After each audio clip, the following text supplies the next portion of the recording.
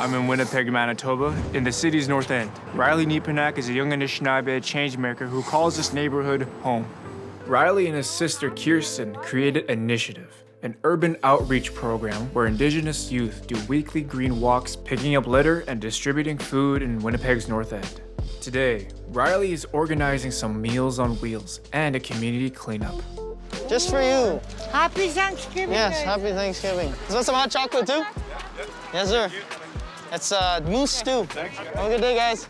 I believe that every community could use something like this. And if we could take this and bring it to other communities, I think it would help strengthen the circle. I think it's very important to ask for help.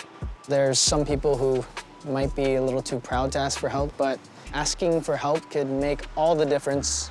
And it's a remote community's call for help that will next inspire Rylee to travel thousands of kilometers, crossing the country coast to coast. I'm at the edge of the community of Tataskweyak, which is also known as Split Lake. It's a Cree community in northern Manitoba. What drew us here is this community's tragic situation. Quite recently, they've been hit hard by a suicide epidemic which has affected the young people. And they had 13 suicides in their community in 1 year.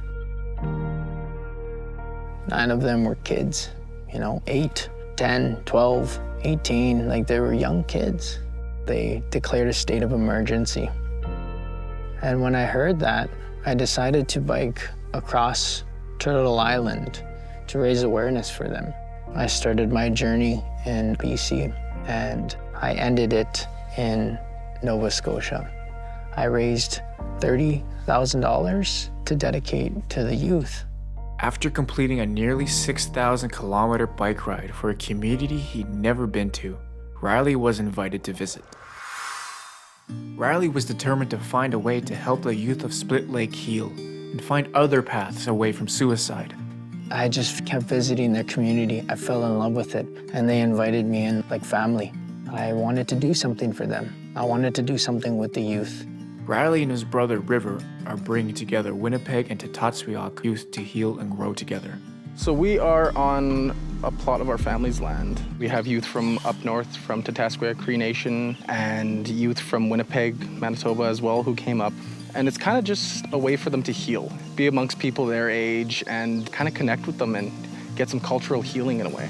I believe that they have an inherent right to learn their traditional ways. I believe that they deserve land-based opportunities. It's like they're born having to put together a puzzle, but they don't have the pieces for it. And when you reclaim this knowledge, you're getting more pieces to this puzzle.